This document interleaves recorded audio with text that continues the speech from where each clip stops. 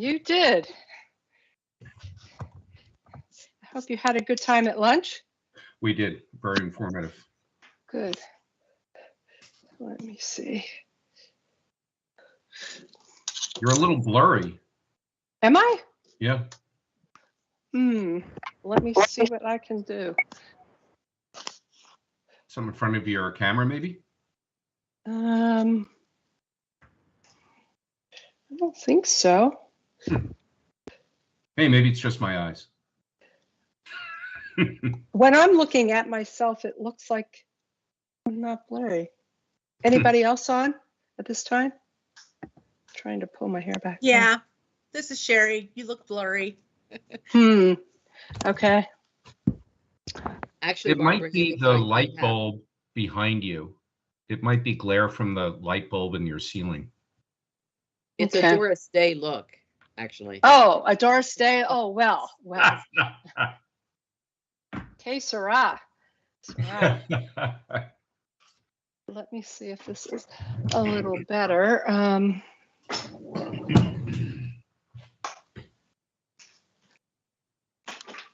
How's that?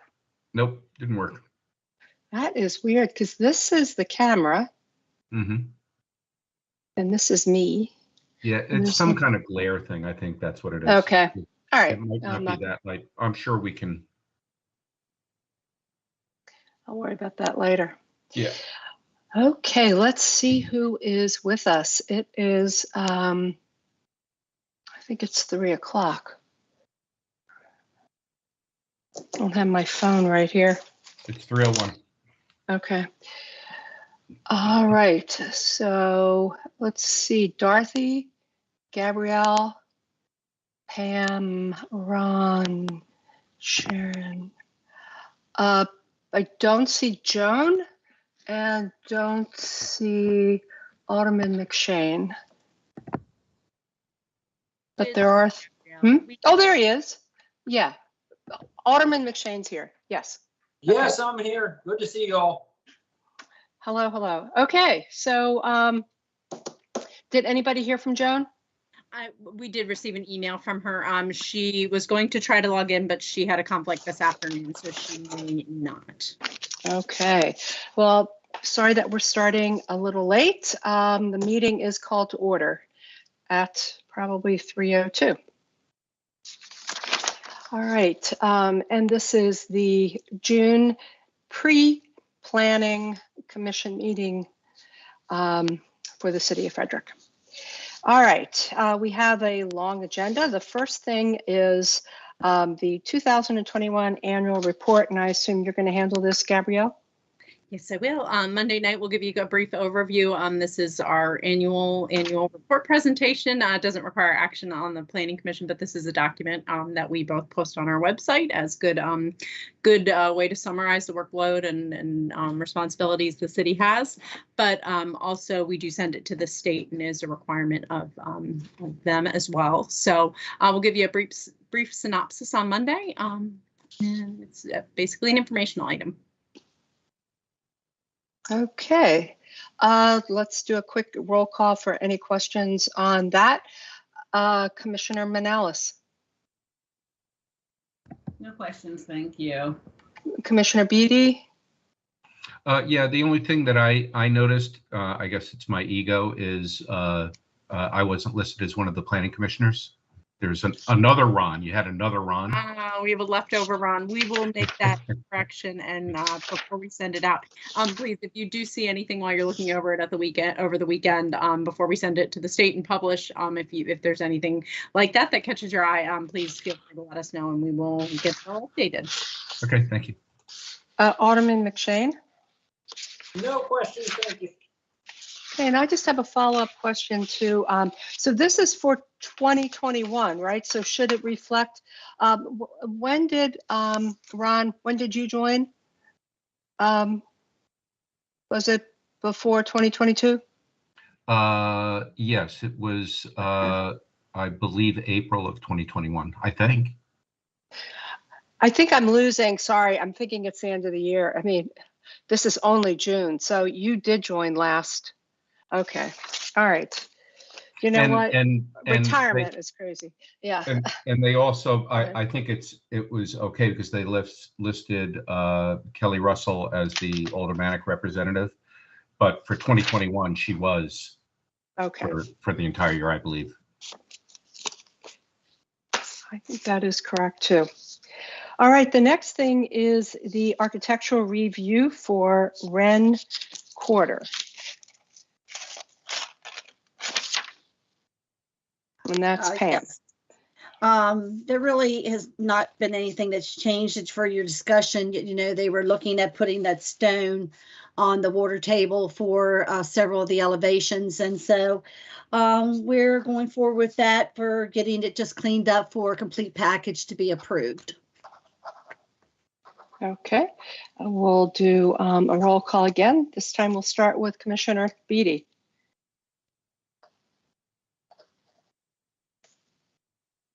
I have no questions, thank you. And Commissioner Manalis No questions at this time, thank you. and Alderman McShane. Nothing at the moment, thank you. All right, I think that's good, Pam. Next one is also you, and this is actually we're moving into it's the Wayside Apartments, Overlook East, and we have a number of things for this. And the first one is the final site plan. Yes. With the final site plan, they're looking for certificate of urban compliance and the architectural compliance. There are modifications that was requested for the urban design, where the first modification was for the setbacks that were impacted, strictly with alignment of the historic structure and also the utilities that were there in front. And we kind of really discussed a lot of the options that this site had to work around these important issues here on site.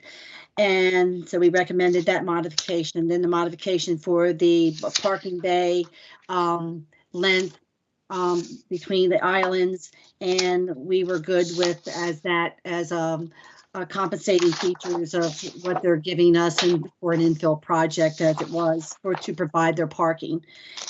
So we're recommending approval of the urban compliance certificate. And then we move on to the certificate of architectural compliance, which we've had lots of discussion with materials and how the facades would be looked at for these buildings, especially with building A fronting East Patrick Street. With the decision was that we're recommending continuance for the architectural compliance. That doesn't have to be met till before they pull a building permit. But they have also to, trying to get those materials to you to be able to have some worthy discussion on that, and all the different options they're showing you for the elevations. We thought it would be more suitable to go back to another workshop and look at that again, so you can have some in-depth discussion instead of having that right at that hearing and not really being able to discuss it for, a good decision on it. So we're recommending continuance for that.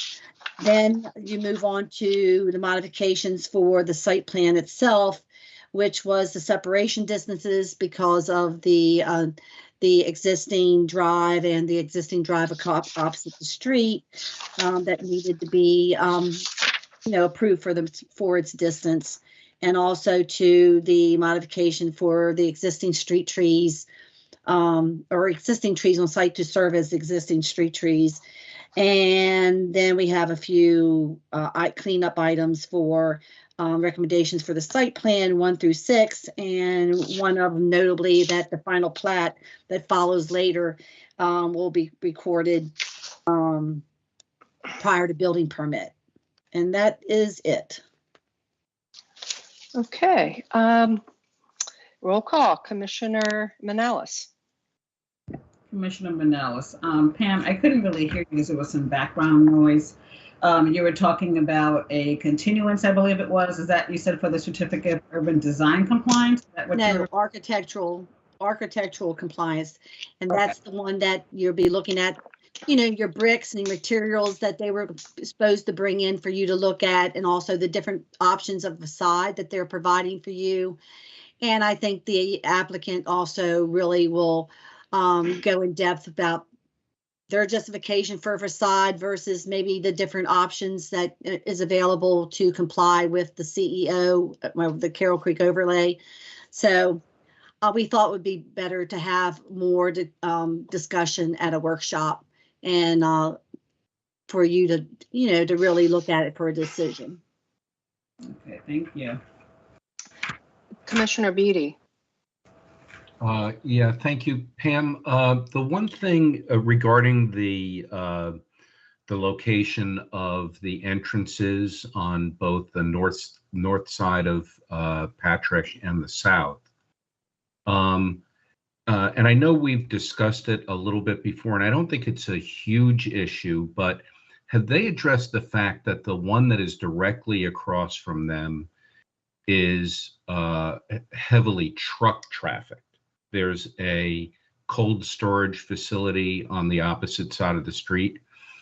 Does the fact that the driveways that are close to lining up on the south side is going to be a lot of tractor trailers moving in and out of there? Maybe not a lot, I shouldn't say a lot, because I've been down there a lot and I don't see a lot of traffic like that, but it's designed specifically for cold storage trucks to go in and out. The distance that they're asking for modifications is from the shopping center. Oh, what about the other one though? They did, as far as I know, they did not need a modification for that one. Okay, because there is a curb cut. I'm confused. You're talking about an existing entrance into the cold storage, or are you talking? Yeah, that, as I assume, met the distance. Okay. They're asking for the modification between the shopping center entrance and them. Okay. Okay, thank you. Alderman McShane. No questions. Thank you, Barb. Okay. So I am going to go down and look at that, because now that, or look at where that industrial site is, because I thought the industrial site was closer to the creek than the shopping center, which would make its curb cut and entrance closer to this project than the shopping center. So I am going to take a walk down there and take a look at it, just because I think you've brought up a good question. I am happy that this is going to be continued, because I actually had a lot of questions.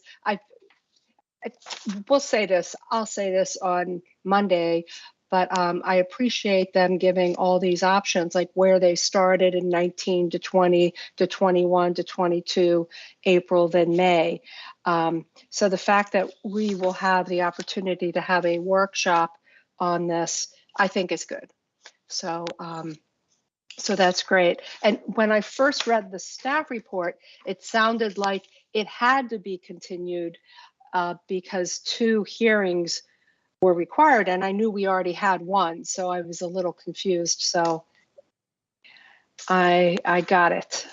We could have voted on it this time, but you are recommending a continuance. Correct. Okay, that's really, I didn't have any questions on anything other than the architectural design, so I'm good with that. Just wanted to make one quick note. There are 2 conditions related that we're recommending related to sidewalk accesses into the property.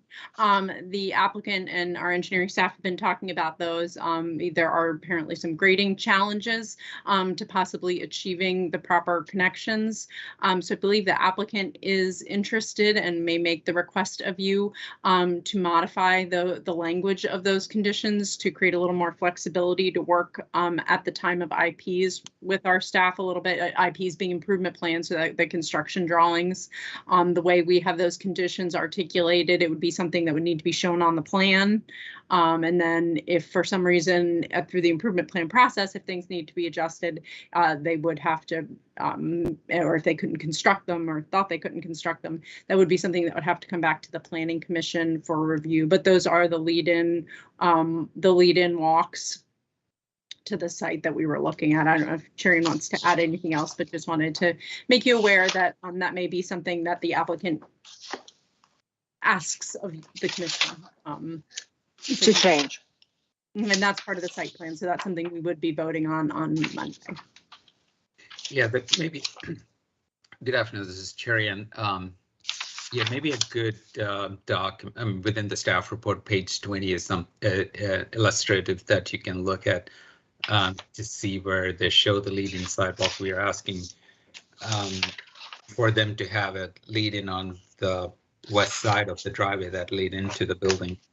And there's also a question of where they actually show the connectivity to the building today. So if you look at that particular illustration, you can see there is a sidewalk on the east side, and then they're crossing it to the front of the building. So that it's sort of where not the narrowest location they're crossing, they're sort of in the middle of that drop-off area. Sorry. Sharon, you're probably operating off of an electronic document that notes what page 20 is. Oh, it's a staff report that The staff report only goes up to 17. I don't see a 16. page 20. 16. Oh, it's a 15. Anyway, report. yeah, a 16. So, but there's nothing that's marked as 20. So if you could show what you're talking about, that would be Sure. helpful. 'Cause Yeah, I can share it certainly.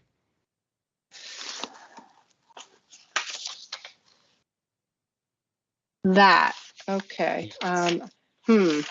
So what we're asking Okay. for is a lead-in that comes to these are the set of 3 new buildings. What would like to have a lead-in come into the front of the building. What they proposed is to modify that existing access to the rear of the historic structure there and cross any pedestrians at this location, which is probably the most undesirable location from a width of the crossing as well as any operations in front of the building. So we said if we need a crossing from the east side to the west side, move it down somewhere here, or if they do have a lead-in sidewalk on the west side that really don't need to cross anybody unless they want other connections, they can potentially pursue other locations. But anyway, that's something that we wanted to be resolved with a condition. They were asking for much more flexibility to look at it during the improvement plan time. I mean, as long as they commit to making that happen, I think I'm okay with modifying the condition. Was there a second one too? Yeah, I those thought- were the 2. One is the lead-in sidewalk, and the crossing here need to be somewhere where the driveway is a little narrower, not in the middle of the drop-off area. Okay. Sharon, Got it. just to make comment on that, even if we would modify that they could go through this at IP stage or something, they're going to have to go back to the Historic Preservation Commission because this is in the HPO, and they will look at all this before they could put that sidewalk in there and the crosswalk in there. So that would also be something that would have to be done before they would receive any approval for that.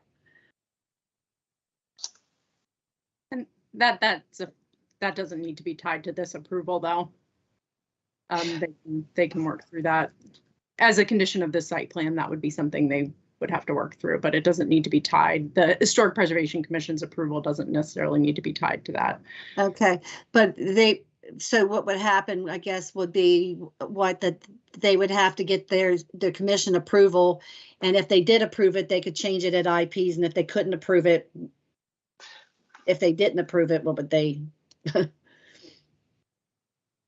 put the lead walk where we want it, or? If this plan is conditioned upon them installing the lead walk and they can't obtain approval through the HPC, then they'd have to come back and revise this if the plan's conditioned on it. And ask the planning commission to alleviate those two conditions.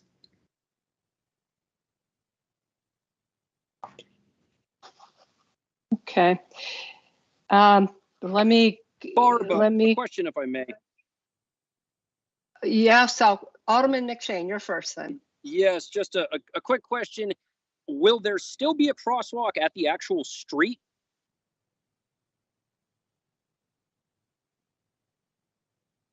I think you might be muted, Jirian.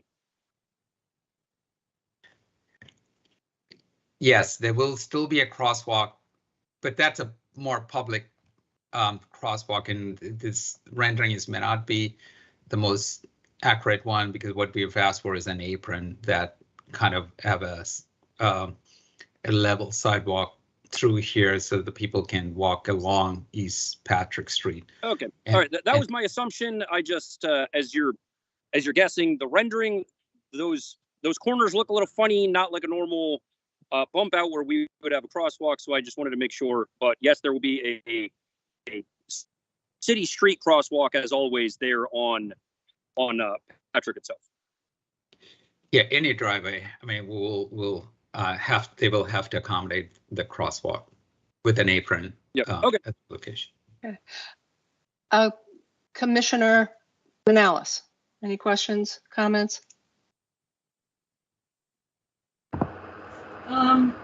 Just question. So, I heard Gabrielle say that this would not be tied to the motion. Is that correct? The lead sidewalk? Is that what I heard?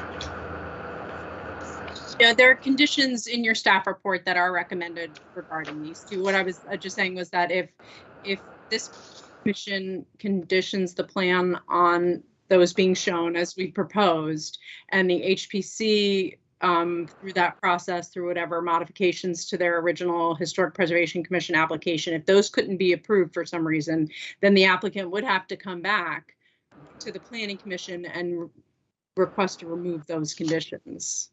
Okay. But it doesn't need to be tied. You don't need to say in your motion, obtain Historic Preservation Commission approval for that. Okay, thank you. Okay. Commissioner Beatty.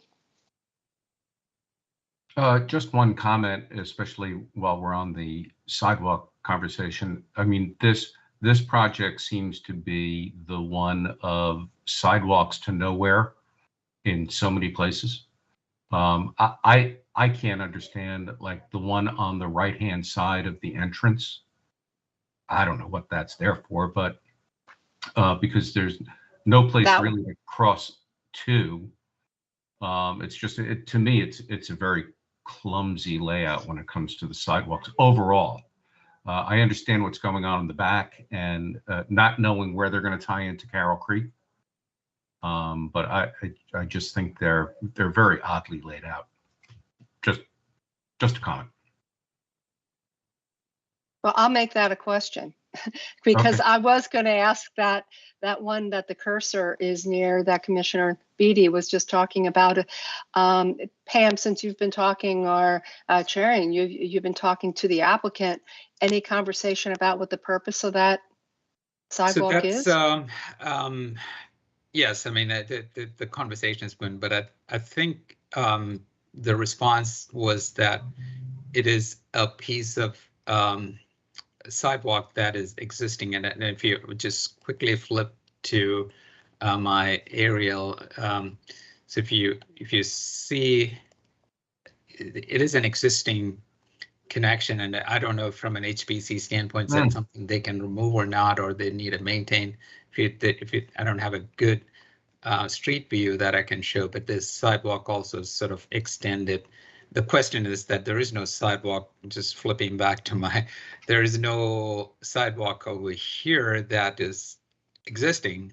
So why provide that connection? There is nothing that from an historic preservation standpoint that sort of as noted, where does it connect to, or it's a really bad location to connect it to.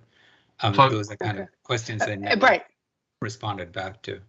Yeah, Okay, plus it's got a jog in it as well. Correct, and- because of the existing structure. Again, if you go Oh, back, you can't, look, you can't see Yes. it with the, this got it. building here, so they have to get it around. But again, I mean, how does it all fit in? It's the really big question we've been Okay. asking. I think sometimes these things get pushed to improvement plan stage, but I think what happens is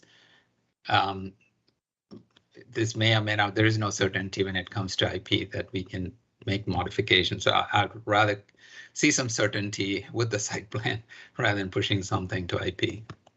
okay. So if you can go back to that drawing then, okay. What is a lead sidewalk? A lead walk? So basically, it's a lead sidewalk space, something that will get you from the public right of way to the front of the building, and it needs to meet the ADA accommodate. I mean, need that. If I'm a handicapped person living in the building, how do I get to the public street? I mean, that's it. Today, when you look at this plan, it is a challenge.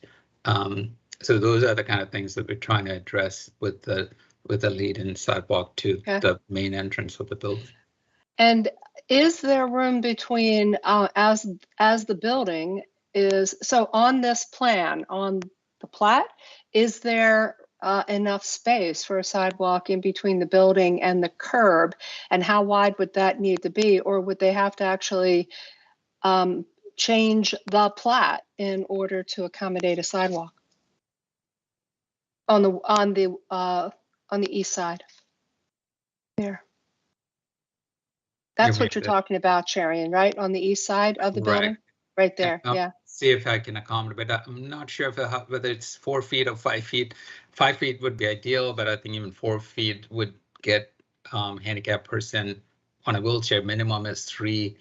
So we can live at 4. 5 would be ideal. Again, I don't know from a building placement standpoint what. And again, I really didn't have any good feedback from the applicant or the engineer as to why it's difficult to accommodate a sidewalk there. Well, And with this being the pre-PC meeting, I would recommend that we, I think good to understand what staff is asking for to kind of frame the conversation, but we do need to benefit from the applicant's feedback and input into the discussion too. Right. I would maybe focus our conversation on just understanding what the condition is that's being requested, what we're asking. That's what I am trying to do, is trying to understand what's being asked. And with my question on the plat, that to me is an important question, because if there's not enough room to accommodate the sidewalk, do we even approve the plat? So. And I think that one of the applicant's concerns gets into grading and different issues too. So I think understanding the feasibility of constructing what our conditions are recommended is something that they'll need to bring those insights into. Okay. I wouldn't want us to say, yes, it's completely possible without, the benefit of also. But at this point. Okay. All right. I just didn't want us to get ourselves caught into something if there was information that I asked it because if you had information that would help us out now, that would be helpful. But I see what you're saying. You want this all to be part of the back and forth with the applicant. Okay. All right. Not to speculate on constructability and things at this point without, full picture of the. Okay. Anybody have any other comments? I'll just open it up to everyone. Comments or questions on this? Okay, sounds like we are good for now. So that takes us into the preliminary forest conservation plan. Same project, Pam? Yeah, where they're asking for fee in lieu of. They've got a minimal amount of acreage owed on the site. And they have one comment for cleanup on the plan. And also they're asking for the modification to remove a number of specimen trees there on site, which that has gone through the HPC because they would look at some of those in the HPO area. But yes, this is pretty clean if you would agree with what they're asking for there. I'll just ask in general. Any of the commissioners have any questions or comments? Okay, I can see two of you, so then let's go to the next one, and this is the final plat for the same project. And they have a number of comments just asking, requiring that the easements are recorded that we've find on the plat, and also deleting the health department signature. This is consolidation plat that doesn't need to go to the health department for signature, and that is it. Okay. So it seems like my comment on the final site plan was actually better. At least I think it's more appropriate for the plat, I guess, to make sure that the plat can accommodate a sidewalk, if in fact a sidewalk is added. That would be, well, the site plan itself would That would be the site plan. They would, No. if they would be relocated, if they had to shift the building, would be site plan, like looking at it, or if they had to reduce the drive, could, the drive, even on the final plat, you're not going to have the drive outlined.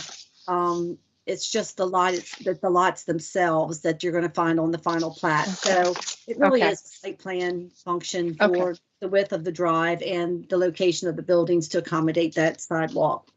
Okay, thank you for clarifying that for me. Commissioners, any questions, comments from any of the three of you on the final plat?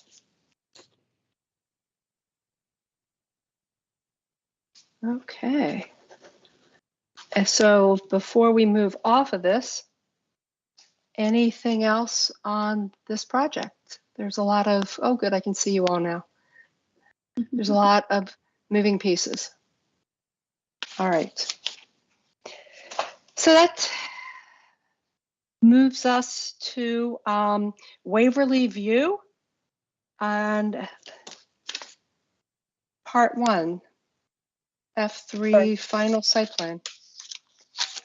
Which we've had lots of discussions on how the impact of the patios and their screening and the walls and all that as what they were looking for in the front yards of a number of units.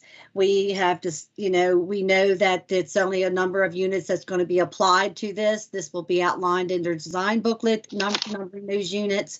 Also, and also that the HOA is going to be responsible for maintaining that landscape screening. And as such, they're asking for the waiver for that section of table 6061 for the patio itself, and which meets the criteria of non-obstruction to the front yard and so forth. So we're recommending approval of the patios. They're looking at a modification for the screening, the hedges and the fences in the front yard and walls. And we have, they have also offered that they have downscaled that screening from those large arborvitae down to small shrubs, which we are limiting to 3 feet, with recommendation from the police department. And what they observed was the fencing that they provided us being open, wrought iron fencing, and also on those walls, and also then the shrubbery, which will have a low scale of 3 feet. And we're recommending approval of that modification with that limitation. And then we have the conditions for the site plan itself to be modified.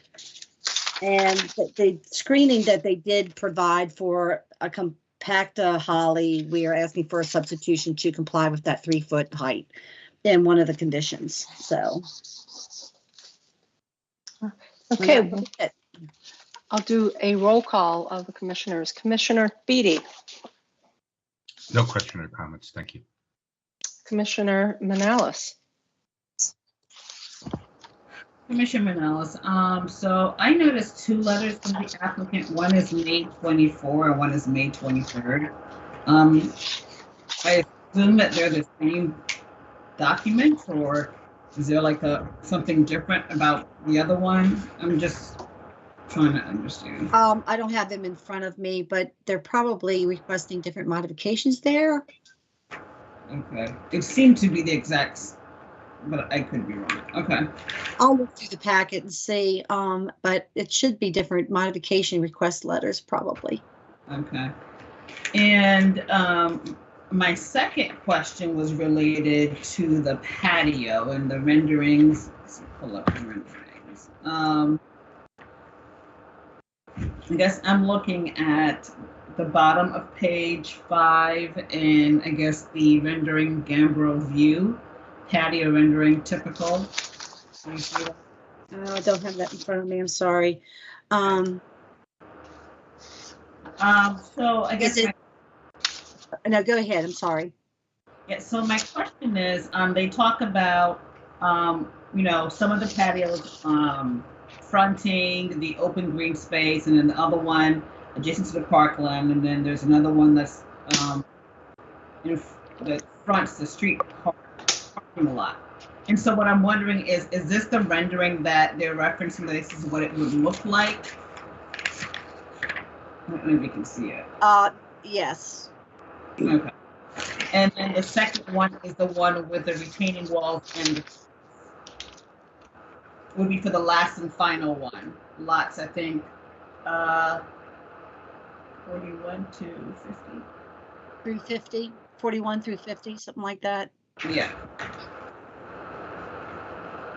Okay, so I guess the modification that they were talking about on page 6 with the, they were hoping to not have number 1 be applicable. That's page 6. Yeah. Okay, is that in reference to the first 3 that don't have steps? Is that what it's talking about? Hold on here. I'm really at loss at what you're discussing here. So it's saying on page 6 that they're requesting that the patios are not applicable to number 1, which is a typical stair stoop or disability ramp. You see that? We're down on page 6. I'm looking at it quickly. Can you give us more of a? Let me see. 1, 2, the third full paragraph. 1, 2, 3, 4. So that section in the report is just outlining under table 606 in the LMC, which establishes like different yard encroachments, so distances that certain types of structures can go beyond the property line.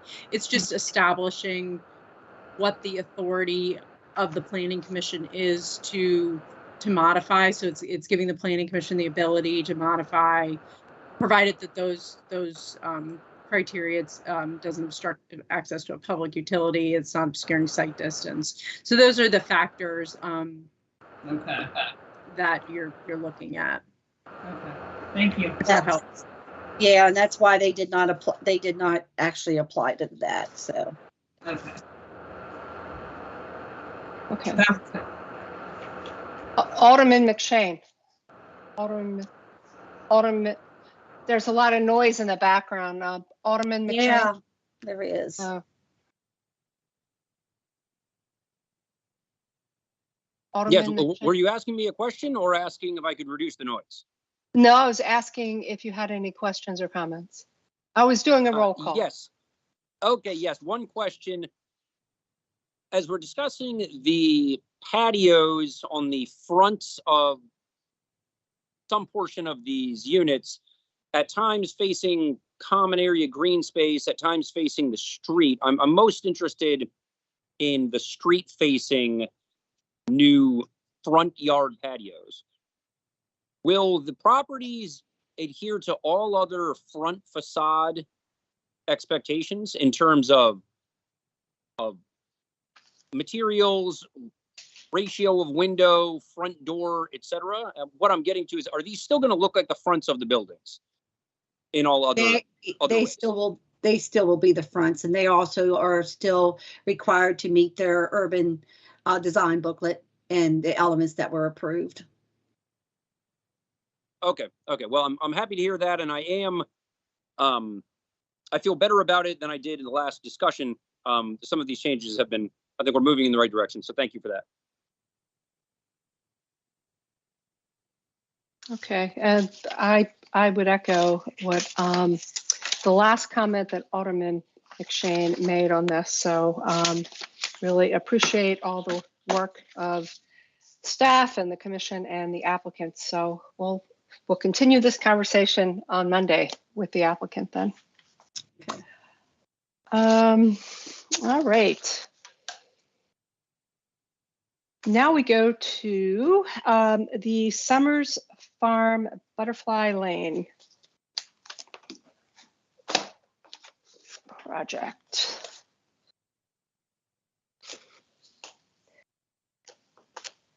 And this is Sharon, my new best friend, for helping me out the other day. Boy, you're easy, my dear. Thank you so much. It was my pleasure. As far as Summers Farm, as you recall from the workshop,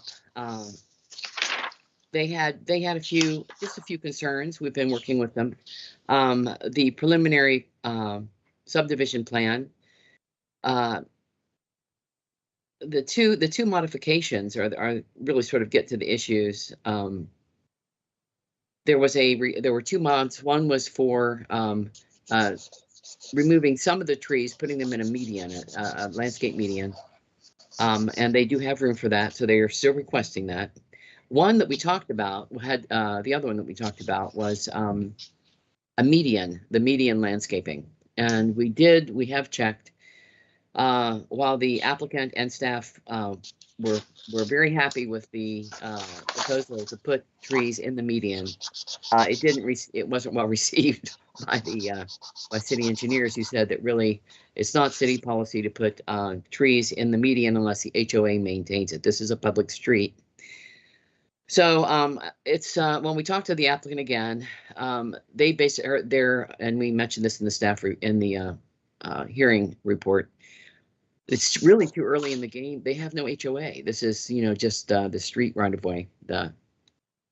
But they will, if the HOA is willing to maintain the median, they will landscape it as they originally wanted to do with trees in it. It's a raised median though, and Sharon can talk a little bit more about this.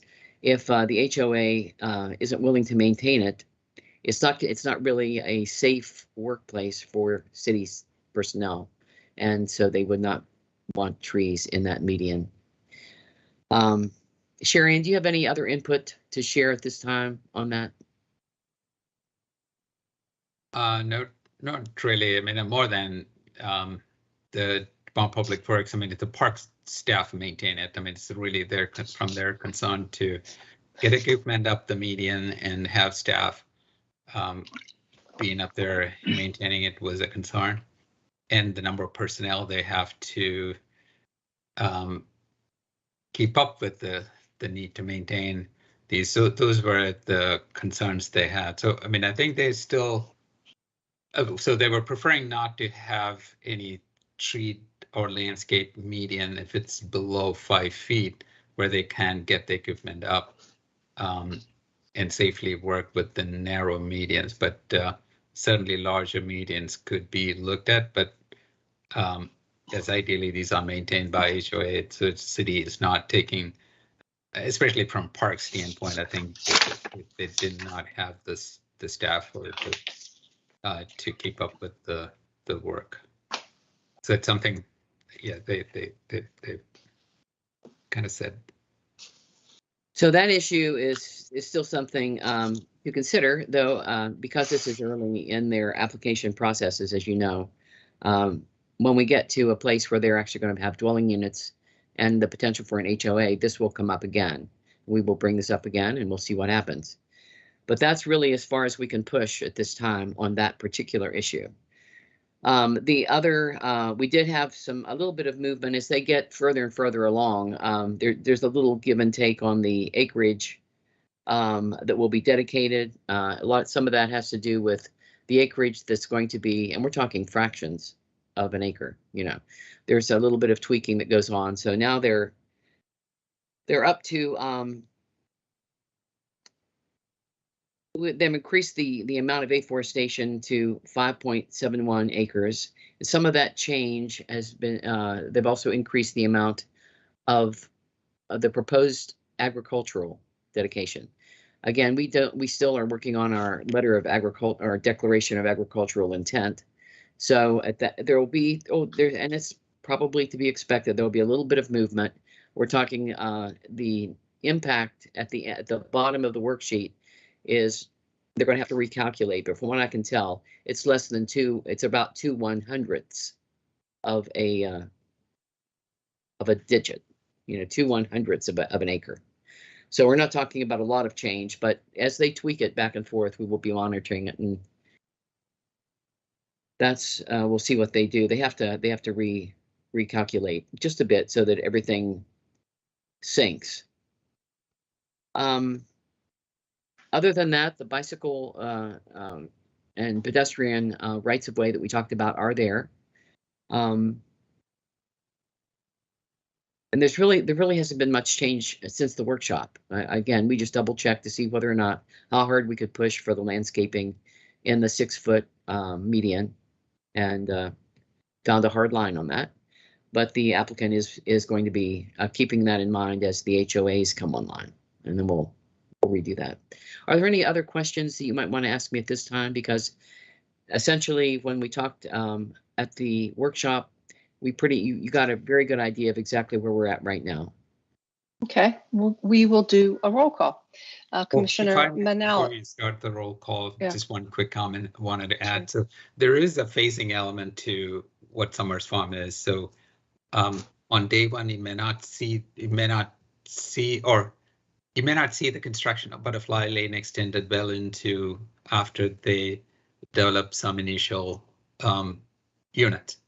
So from a timing standpoint, that extension will only be constructed after actually an HOA is in place. So I mean, from a timing standpoint, that may be something they can work in out, or as part of your condition as you consider that particular request.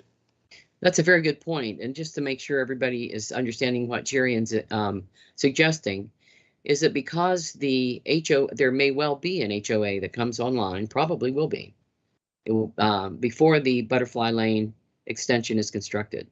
And so the discussion as to whether or not the HOA would be able to maintain landscaping in the median will be discussed, in earlier on than the construction of Butterfly Lane. So in other words, we may have a solution well before the extension is constructed, because some of the housing will come online first. Not during this discussion. There's a lot of work for them to do, but just because they have to have housing probably to start making enough money to do the road construction. It probably, I think we talked about it a little bit in the workshop, it probably will be on the eastern side of what the proposed alignment is, closer to Westview, closer to Mount Phillip. So that actually is an interesting concept. Thank you, Sharon. So the roll call now, Commissioner Manalis. No questions at this time. Thank you. Commissioner Beatty. No questions for me either. Thank you. And Alderman McShane.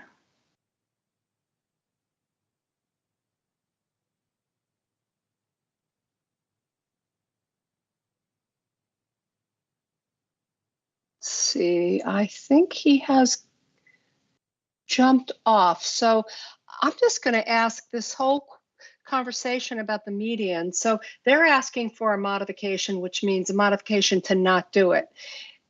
If the HOA decides they want to do it, they can still do it then. Correct. Is that correct? Okay. Correct.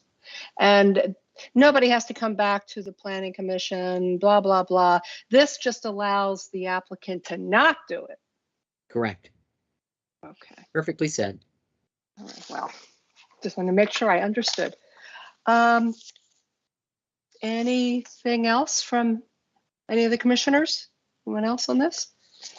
All righty. And that takes us to Waverly View Nope, sorry about Do you want that. to do the, do you want to do the forest conservation, the preliminary forest conservation plan? I haven't turned the page over. Yeah. Exactly, yes. Perfect, thank you, Sharon. And again, nothing new is here.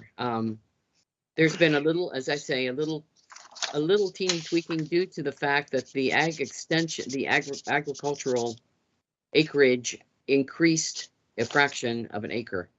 And so that just means that they're proposing to have a little bit more. Literally the difference between 4.16 acres and 4.30 acres. So 0.14 acres. Fraction, just about one, and less than 20%, like 15%, 16% difference. But they have not filled out the agricultural letter of intent yet, but that's really on our bad.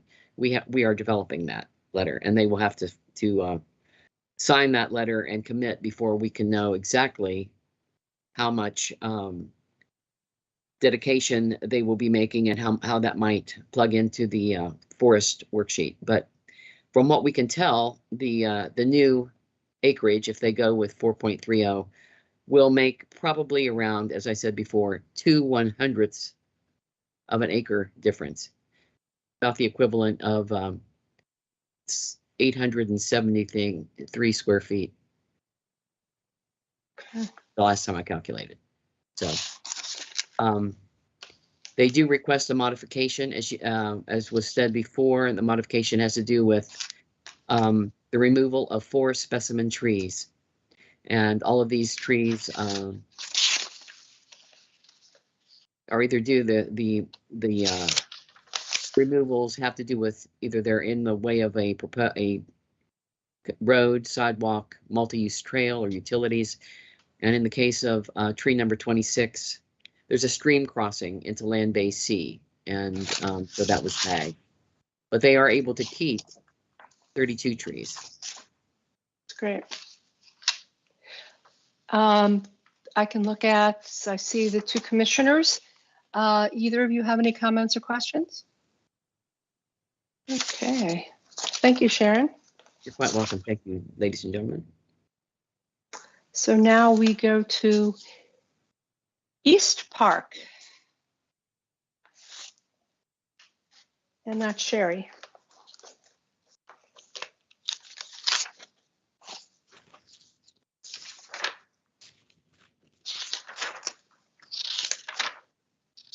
I kept clicking on my mic and it wouldn't turn on, so I apologize.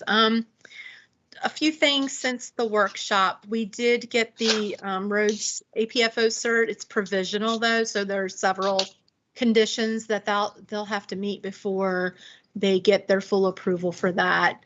And those conditions are outlined in the staff report. The stormwater, there are a couple of notes that will need to be added to the plat as well, and those are conditions of approval.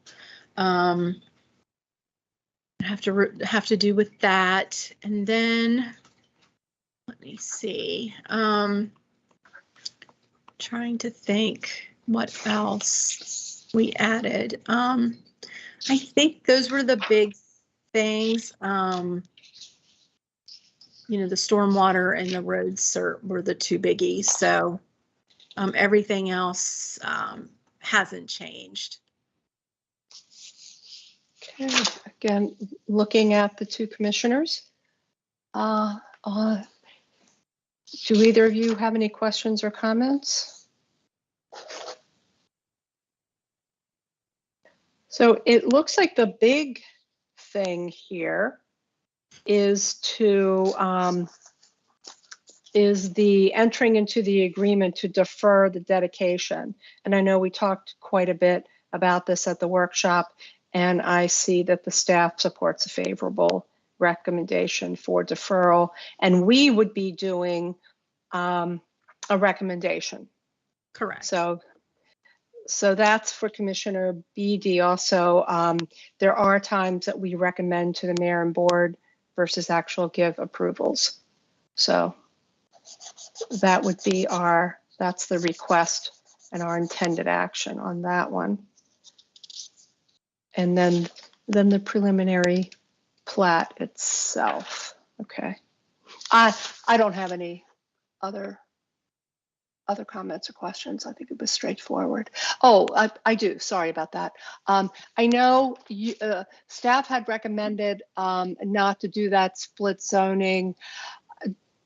Listening to the applicant at the workshop, it didn't seem like they had any solution for it. I don't see that, you know, in your recommendations, you're okay to go forward with that, right? That's related more to the site plans that you'll be seeing at workshop next week. So, yeah. Okay. And it's still an issue. Okay. We'll discuss that at the workshop. Okie dokie. I guess Okay. 2 Mondays from now, or I guess it's Tuesday, maybe. Is it Tuesday? Yes, because we have a holiday for Juneteenth. On Oh, Monday. no. Oh, no. I'm not going to be there. I put off starting my vacation until Tuesday. Uh-oh. Darn. Yeah, it got moved since it's a holiday. Was that like that the whole time? I believe so. Wow. Oh, wait, it's the 21st, right? Yes. Okay, sorry about that. I got myself confused. You are correct. I did change it. It's the hearing. Oh, Yeah. okay. It's the hearing I start on Tuesday. Yeah, this retirement brain is showing itself today. Okay, all good. We have one more thing before we go. Another, it's also the preliminary forest conservation. Anything on that? Just that, you know, they're asking for some fee in lieu of, as we discussed at the workshop. They were able to get that reduced significantly from the previous forest plan that was done back in, I think, 2019. So, and there's only one condition, the surveyor. There's one for the surveyor that says sheet 1 must be signed for the surveyor certificate. All right, before we move to our last item, just gonna see if either of the other commissioners have any questions or comments on East Park. All right, that takes us to Grove Hill. And by the way, right before this meeting started, there was a letter that was sent for public comment, and I will alert the other commissioners to that. So Grove Hill, this is David, correct? Yes, ma'am. Good afternoon, Madam Chair, fellow commissioners, planning staff. We're here to discuss PC 21-1010 PND for the Grove Hill planned neighborhood development. This is using a master plan approach, which requires 2 public hearings, as this is on Monday will be the first one. The applicant has provided further revisions to their proposal to address staff comments since the workshop. The applicant has subsequently had to revise their modification request letter to address minor inconsistencies, as well as a revised design guideline for the proposed B&D has been revised, updated. So what the design guidelines you have right now, when we prepare the packet for the second hearing, it'll be the updated and final version. So unfortunately, what you have right now is inaccurate, but it will be ready for the second hearing for this. The project is also requesting payment of fee in lieu for parkland dedication, and the project is on the June 14th, which is the next subsequent day from our Planning Commission hearing. It is on the June 14th Parks and Recreation Commission hearing agenda to examine the applicant's request for the payment of fee in lieu instead of parkland dedication due to on-site constraints that make it hard to provide strict compliance with the LMC, as well as a general just approach to understand sort of some background of this very briefly. So this was a recent annexation into the city, and there were several conditions of approval as part of the resolution for it's resolution 2005, which I believe is part of the application backup you have with you. And in that, it just sort of addresses bringing the site to be able to actually, have the capacity for roads, water and sewer, predominantly water and sewer, as part of that resolution conditions of approval. So that's something to just keep in mind, that the applicant has been working with both staff as well as external stakeholders such as Frederick County regarding roadway dedication. So that is a evolving part of this project that is necessary to be part of the eventual approval of it, that these issues need to be addressed, and the evolution of these determinations between the applicant team and Frederick County are ongoing, but they understand the pressing nature of making sure that these things get addressed before the project is ready for approval. The applicant is requesting 4 modifications to address the spatial layout of the site related to the flexibilities that the PND and master plan process afford developments like this. That's related to dimensional and density regulations, parking and loading standards, street improvement standards, as well as accessory structures. The modification requests are understandable in light of the spatial constraints that this site's existing features create, as well as being considered infill development, as it is in a location between the existing Grove Hill subdivision off of Route 40, as well as next to the highly visible telecom site for WFRE, I can't remember the other radio station name, but the 2 radio stations that operate out of Gibbons Radio Hill, I believe, is the property's identification. But yeah, so it's relatively straightforward, the request they're asking for, and it's spelled out in the application package. So I think that's the biggest things to touch upon, really. Were there any questions that the commissioners would like me to further answer? We will do a roll call. Commissioner Manalis. Questions, thank you. Thank you, ma'am. Commissioner Beatty. Yes, David, the letter that we did receive today, I didn't get a chance to look at it in detail, but I saw that it was very well written and researched. Yes, sir. And I don't know the history and timing of the annexation, etc.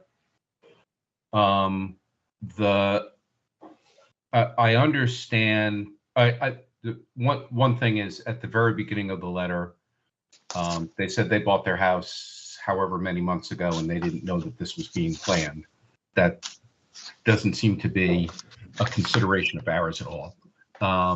That's whoever she bought the house from, I think, needs to discuss that with them. But some of the other issues that they were talking about, are there any glaring things in there that we should be concerned with? Not to my knowledge. I found that I agree. I mean, on the basic prima facie case of their arguments, I found to be obviously well written and well argued. I think something that is a general sort of understanding of mine, that when an application has worked its way through the development review process, and through the iterative review process, the inconsistencies with the LMC that need stricter compliance, particularly about APFO, roads, water, sewer, etc. Those are things that are essentially obstacles that you have to overcome in terms of just getting the analysis completed, the capacity allocated. But at the same time, I think it's a challenge that the applicant has done everything that we have asked of them to refine this plan through the lengthy process that they've engaged through this PND that really create a, they've done everything we've asked of them. So it's really hard to find fault in what is being proposed right now, as much as, yes, these are challenges that homeowners experience. I've received similar calls from general inquiries in the public about matters like that, but at the same time, it's they've done a good job in refining it to a place of actually being ready to be heard by the commissioners, as well as being in compliance with the regulations of the LLC. And I think it's a tough situation, especially the plans of, I don't know the parties involved, how long that this has been an evolving action they were going to take on property they owned, as much as, the property rights that they possess through ownership of it allow them the opportunity to go through the process they've done. They sought to get approval from Frederick County. They needed to get approval from the state of Maryland for the annexation. Frederick City was involved. That it's a tough position to be within, that, there is higher density coming in, but the PND approval allows that. So and the LMC affords it the ability to have both, I think, the standards that the R8 zoning district allows, but also that flexibility in design, lot standards, open space, et cetera, that the PND affords applications processing in this manner. Okay, very good. Thank you. I'm sorry, Barb, I muted you. I was just getting some feedback, I think, from paper. Sorry about that. Yeah, no, Was you're that good. me? Oh, sorry. Okay. Commissioner Manalis, have I called on you for this item yet? Okay, sorry. Yes, you have. Okay. I just want to get a little clear, and I know I can read this over the weekend, but while I have you, and this does come from the letter, as far as the zoning should be held to the R8 zoning standard. I'm reading on page 2, if I understand this, that that it actually was changed from R1 to R8. So this is R8 zone, is that correct? Well, to understand something, the original zoning R1 was for Frederick County's zoning standard, not the city's. We don't have a R1 zoning classification. Okay. So that's But it's R8 now, right? correct, and yes. And the plan that's being submitted from the developer satisfies the R8.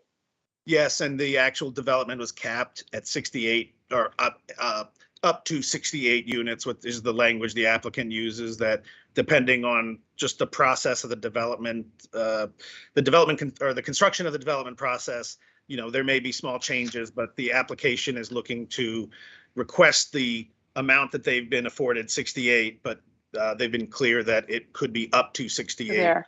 with some Okay. level of flexibility, again, based on what's allowed, what they can, I'm trying to think of the right word to describe this.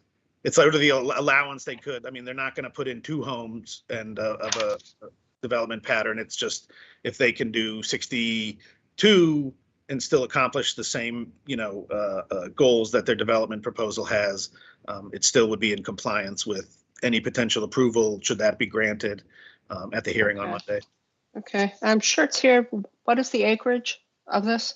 I believe it's 8.52, if I'm not mistaken. 8.52, so that is where the 8.52 times 8 Yeah. equals the 68. Okay. Yes, ma'am. All right, that's, And that was there is some interesting history behind it, and it's in the staff report of the annexation.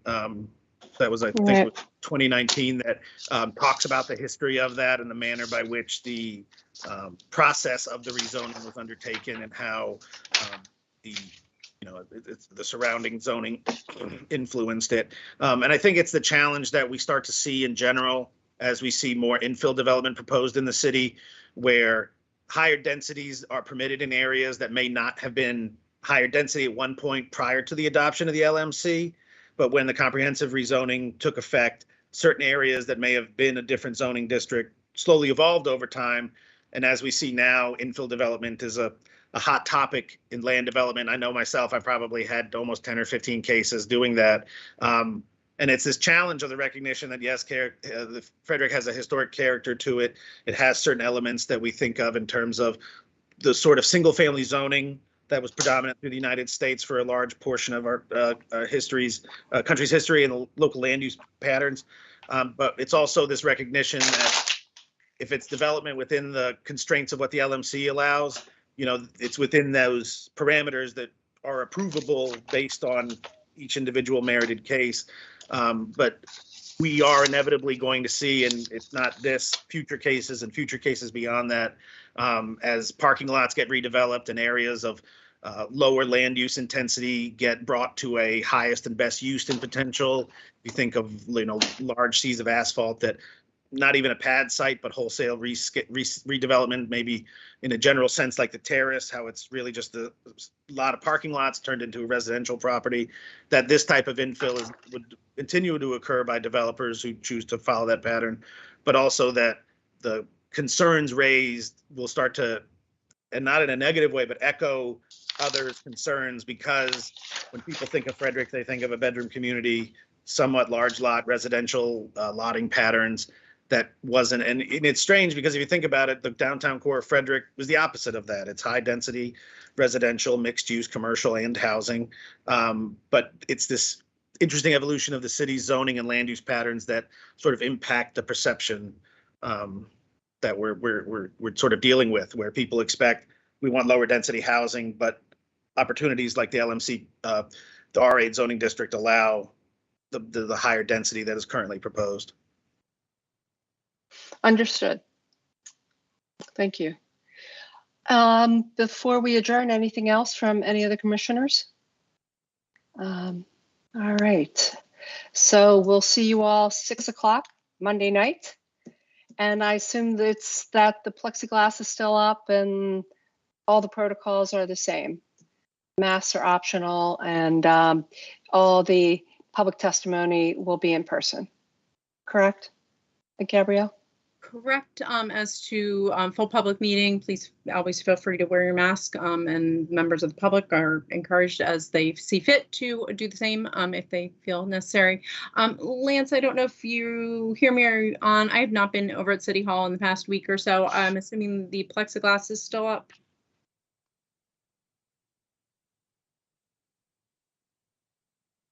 Lance is with us. It says he is, and he's still on mute. But we'll all come ready for either option, but it doesn't make sense why they would take it down. But so, all right. Well then, with that, the meeting is adjourned, and everybody have a good weekend. Bye.